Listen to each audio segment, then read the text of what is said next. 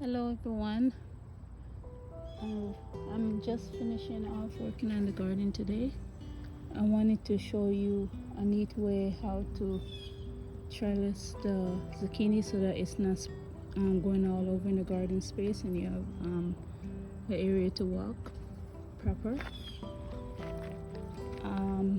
What I did, I had these two steak, the steak, whatever they call it, in the garden bed for years, and I dig a hole at the bottom at both sides with both stick with both of them, and cover it with the dirt, and I hammer it with a hammer.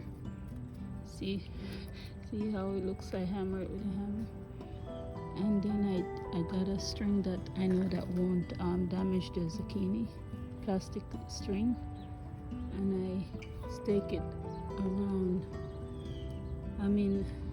I string it around the boat stake, and seemed to be working. But before I did that, I had to prune off some of the zucchini and some of the baby plants that it produced because I let this one go too big.